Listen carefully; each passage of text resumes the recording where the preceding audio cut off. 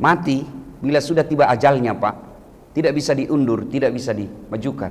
Al-mautu babun, mati adalah pintu yang setiap kita pasti melewatinya. Nih di depan saya ini muka-muka sakaratil maut semua ini.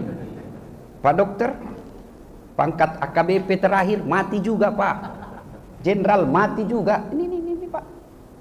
Maka ketika tiba saatnya, tidak ada lagi pertolongan kecuali amal-amal kebaikan. Saya kasih ilustrasi sederhana, Pak. Saya merantau ke Medan. Ternyata di Medan tidak nyaman. Apa saya punya pilihan, Pak? Apa saya kira-kira ada pilihan kalau saya ke Medan ini tidak nyaman? Ada pilihan lain? Ada. Apa? Saya pulang kampung ke Sulawesi. Iya kan? Ada orang Jawa datang merantau ke Padang. Ternyata di Padang juga dia tidak nyaman. Ada pilihan? Ada. Pulang lagi ke kampungnya di Jawa. Ada polisi, tugas, tidak nyaman tempat tugasnya. Ada pilihan? Ada. Pensiun dini. Pegawai negeri, pilkada, ternyata jadi tim sukses. Kalah yang dia dukung. Yang tadinya kepala dinas, tinggal menjadi staf ahli. Ahli yang tidak ada stafnya. Ada pilihan? Ada pilihan? Ada. Pensiun, tidak ada urusan dengan wali kota. Di dunia Bapak menderita, masih ada pilihan.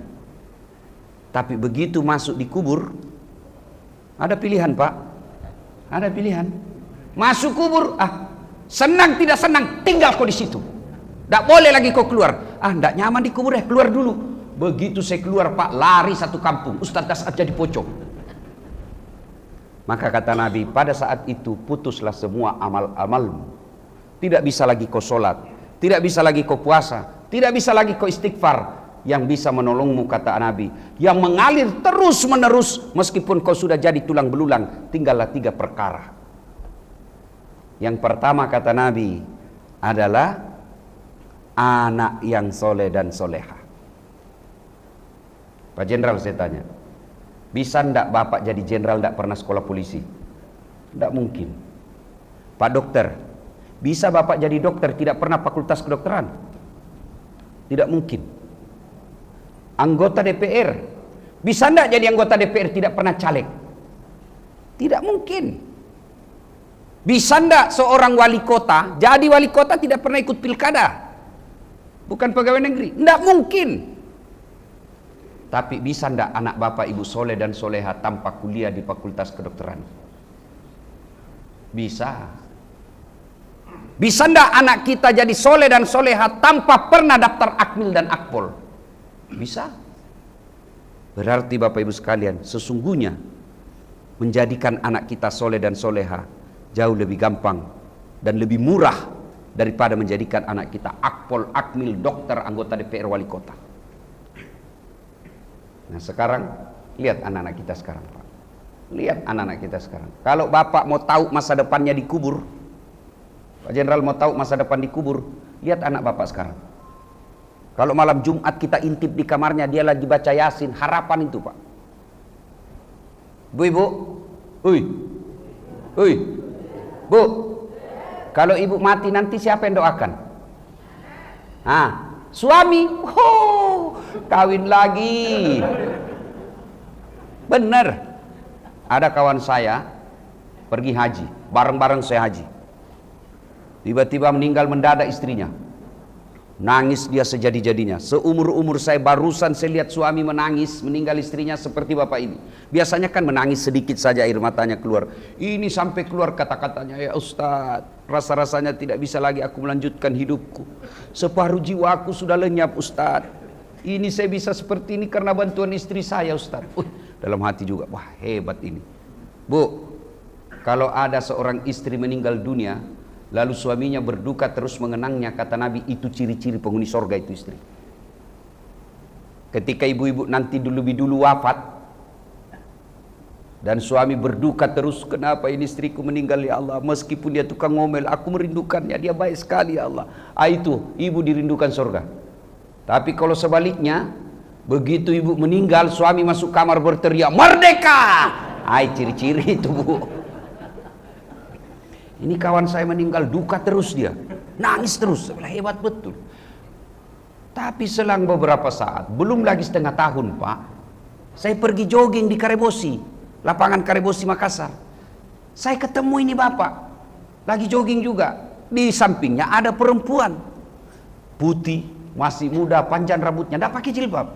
Saya senggol lah dia, Pak Haji, siapa itu? Dia bilang, yang baru Ustaz. Ayo, begitu kita meninggal, yang kita harapkan doa dari anak kita.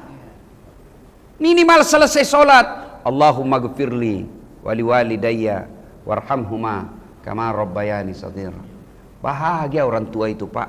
Bapak punya anak 4, begitu pensiun anak musyawarah. Kakaknya berkata, adik-adik sekalian, mulai tahun ini bapak sudah pensiun.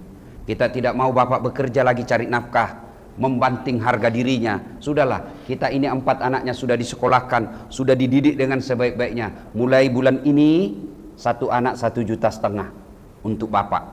Bapak dapat gaji pensiunan 7 juta dari anak, kalah gaji pensiunan jenderal. Allahu Akbar. Dan itu halal. Ayo. Tapi yang sayang kita lihat Pak, kita sudah pensiun, anak masih merongrong. Kita sudah tua, anak juga masih minta sama kita. Itu di dunia, gimana lagi di akhirat kelak. Maka keliru orang tua sekarang mendidik anaknya. Orientasinya selalu dunia. Dia tidak ingatkan anaknya. Contohlah itu Nabi Ibrahim alaihissalam. Ketika usia senja dia panggil anak-anaknya, nak, mata buduna min ba'di. Nah, nanti kalau saya mati apa kau sembah nak?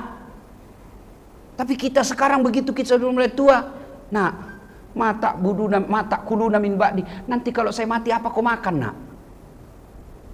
Saudaraku, bapak ibu yang saya muliakan, yang saya cintai karena Allah, pelihara anak-anak kita. Alangkah bahagianya kita sudah dikubur, anak kita setiap 5 waktu dalam sujudnya selalu terucap, Allahumma gfirli wali walidayya warhamhuma kama rabbayani shaghira. Begitu dia dapat rezeki ketika bapaknya sudah wafat, dia ingat bapaknya, ayo sedekahkan untuk bapak. Bapak saya Pak bahasa Indonesia tidak lancar. Seingat bapak saya dia bilang, seumur saya menjadi suami istri dengan ibumu, tidak pernah kubonceng itu ibumu. Tidak pernah yang namanya jalan-jalan bareng Pak. Tidak ada itu. Tapi alhamdulillah, saya tidak pernah melupakan bapak saya dalam sujudku setiap sholat. Almarhum, Allahumma gfirli wali walidayya warhamhuma kama rabbayani shaghira. Saya selalu yakin bapak saya sejahtera di kuburnya. Saya tidak kaya, tapi alhamdulillah sudah kubuatkan masjid yang paling cantik di kampung saya. Dalam proses lagi sekarang, lagi proses penimbunan, saya bikinkan lagi ibuku masjid. Yang masjid ini jauh lebih mewah nantinya daripada rumah yang kutinggali. Untuk ibu. Apa bapak tidak menginginkan anak seperti itu? Dan menjadikan anak seperti itu tidak perlu biaya mahal Pak. Lebih mahal jadikan anak kita jenderal. Kadang-kala harus nyogok. Kadang-kala harus korban perasaan. Pergi cari muka, iya Pak, siapa, yang penting anak saya lulus. Tapi jadikan anakmu ke masjid, tidak perlu ke korban perasaan. Heran kita, anak kita ulang tahun kita bawa ke Jakarta, anak kita ulang tahun kita bawa ke Singapura, kita bawa ke Kuala Lumpur. Kenapa sholat subuh kau tidak ajak anakmu? Kenapa dengar dakwah seperti ini kau tidak mampu bawa anakmu? Semua kita tinggal nanti Pak. Maka jadikan anak kita soleh dan soleha. Gimana caranya? 1, jangan kau cicipkan anakmu barang haram. Tidak ada orang mati gara-gara kelaparan. Demi Allah di Medan ini tidak ada orang mati kelaparan. Kalau ada tunjukkan saya. Yang mati anaknya karena narkoba, yang mati anaknya balapan liar, yang mati anaknya karena berzina. Ada itu. Tapi kita orang tua digagalkan oleh setan. Selalu khawatir. Apa dia makan nanti anakmu? Apa dia makan nanti anakmu? Investasi. Tak usah bingung soal rezeki. Allah telah menjamin rezeki anak setiap manusia. Yang kita khawatirkan apa yang disembah anakku nanti ketika saya wafat. Apa anak kita masih ngaji ketika kita sudah dikubur? Masya Allah. Suatu kali Nabi ke satu tempat, melewati pemakaman. Anggaplah dari sini, Nabi ke sini. Ketika Nabi lewat, ada pemakaman.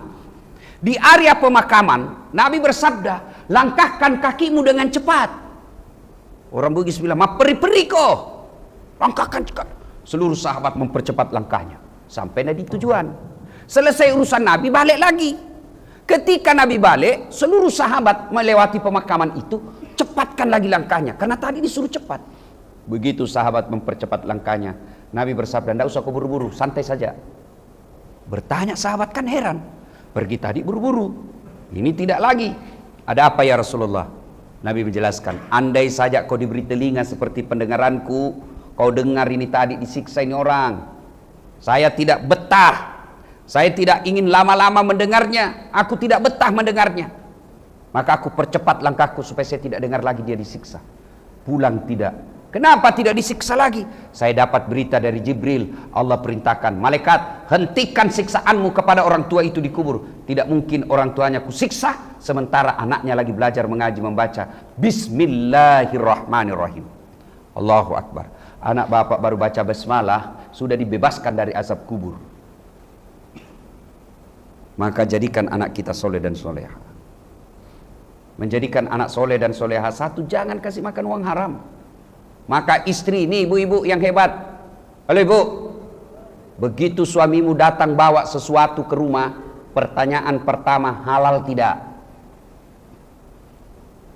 Ini pak, biasanya cuma 5 juta. Ini kok jadi 7 juta? Dari mana ini 2 juta? Halal tidak? Kalau halal, mari. Kalau haram, bapak mau makan uang haram, makan sendiri. Saya tidak mau anakku kasih makan uang haram. Bisa ibu? Bisa begitu ibu? 2 juta bisa, 20 juta bengkok mukamu.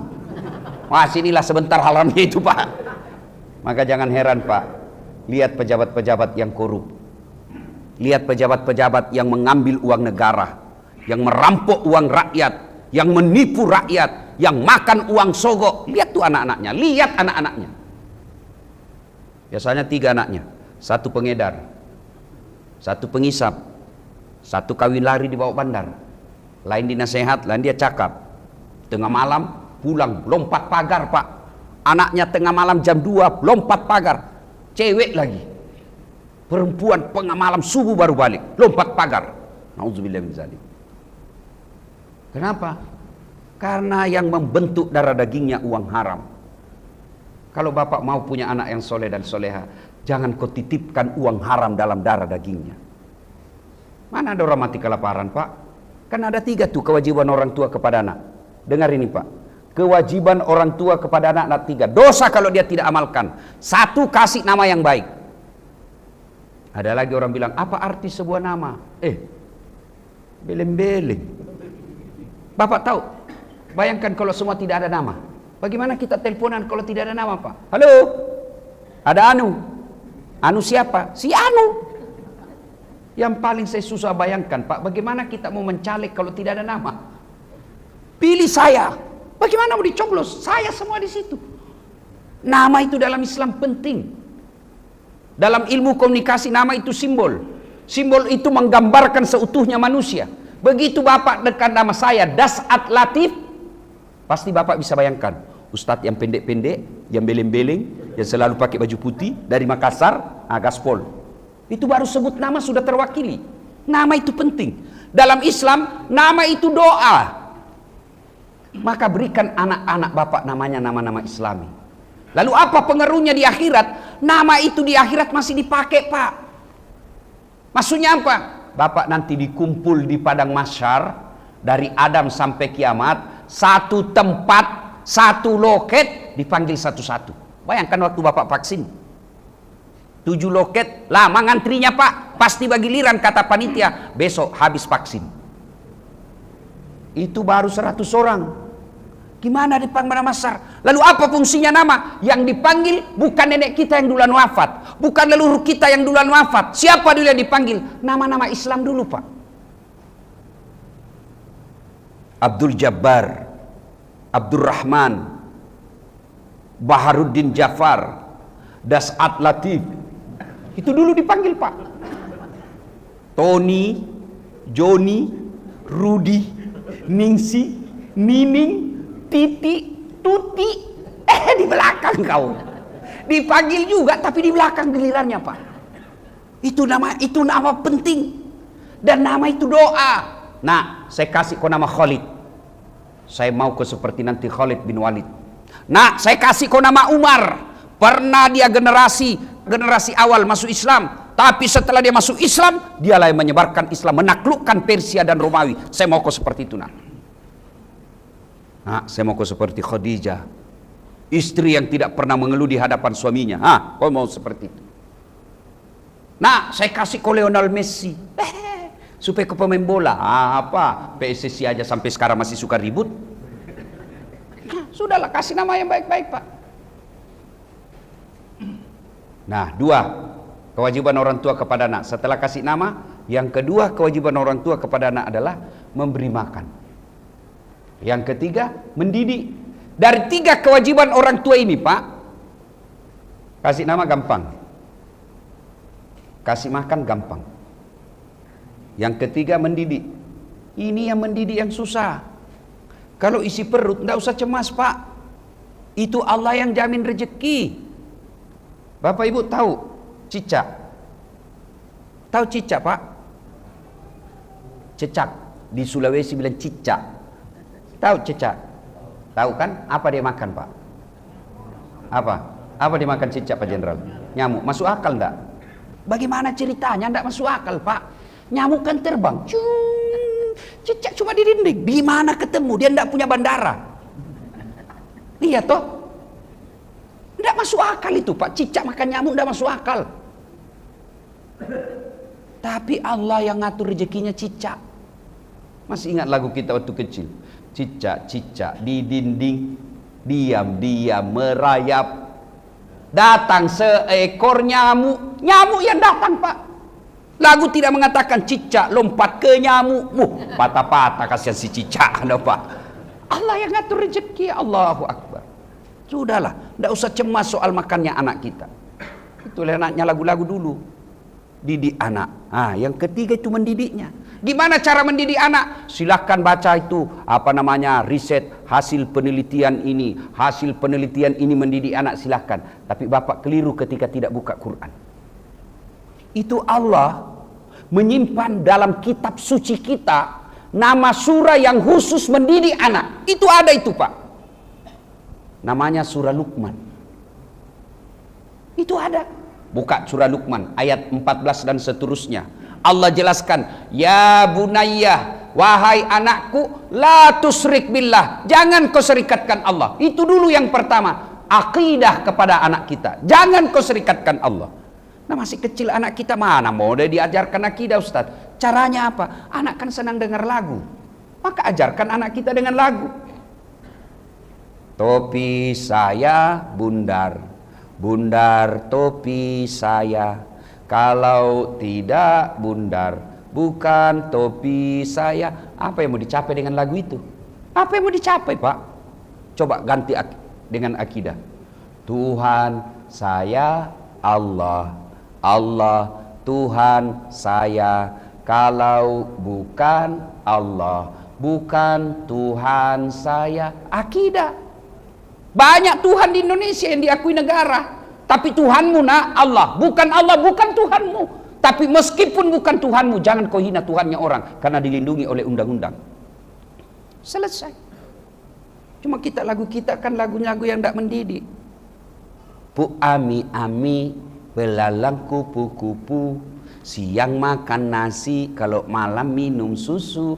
Mana ada kupu-kupu makan nasi? Hoax. Itu dari lagu kan anak kita masih kecil itu. Bangun tidurku terus mandi. Sudah salah. Bangun tidur kau sholat dulu. Itu dari lagu itu bisa diajarkan akidah. Ayo. Anak kan senang lagu. Coba suruh anak kita nyanyi. Senang kan? Saya tanya bapak-bapak. Berapa anaknya Nabi?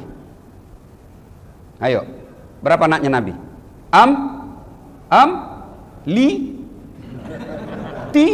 Bingung. Ayo. Saya perkenalkan anak Nabi, kasih lagu. Anak-anak Nabi ada 7 orang, 3 laki-laki, 4 perempuan, pertama Qasim, Abdullah, Ibrahim, Zainab, Ruqayyah, Ummu Kalsum, Fatimah. Baru bapak tahu anaknya Nabi 7. Padahal sudah mau mati. Ayo, ibu-ibu ajarkan anak dengan lagu. Dulu ibu saya waktu saya kecil, dia kenalkan lagu melalui lagu kepada Nabi. Lagu saya kenal Nabi. Pada zaman dahulu kala, pada zaman jahiliyah. Oh, zaman dahulu banyak pak, ada zaman batu. Tapi ini zaman jahiliyah. Saya tanya, kenapa zaman jahiliyah mak? Lahirlah seorang rasul yang terakhir dan mulia. Oh, berarti Nabi terakhir ini. Kan ada 25 Nabi. Oh, Nabi terakhir. Saya tanya, siapa nabinya mak? Nabi Muhammad namanya.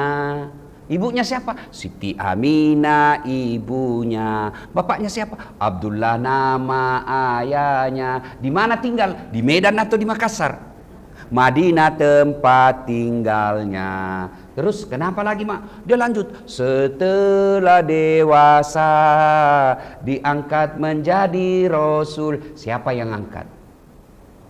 Pak Desa atau Pak Camat? Oleh Allah yang kuasa. Allah itu siapa mak? Pencipta alam semesta. Coba bayangkan, dari sebaik lagu itu pak, banyak pendidikan Islam di dalamnya.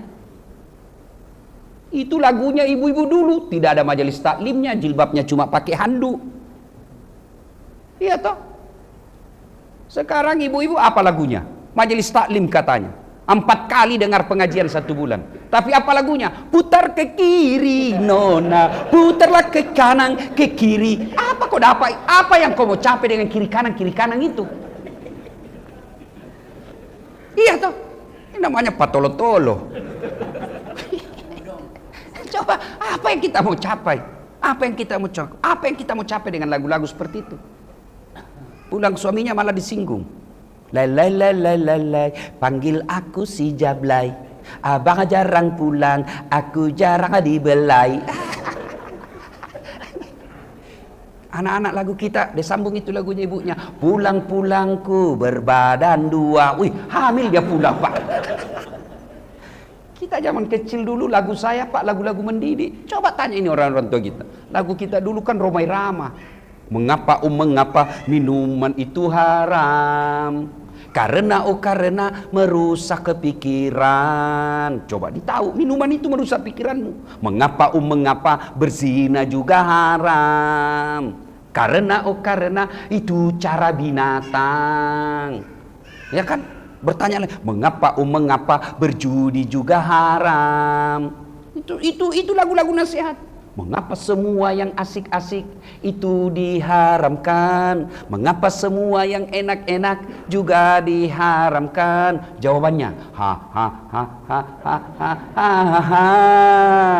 itulah perangkap setan. Umpannya ialah bermacam-macam kesenangan. Wow, itu ada nyanyi, ada nasihat di dalamnya. Katakan Tuhan itu satu. Ikul huwallahu ahad. Itu lagu kita dulu zaman kecil. Diajarkan apa kecintaan kepada negara. Padamu negeri kami mengabdi.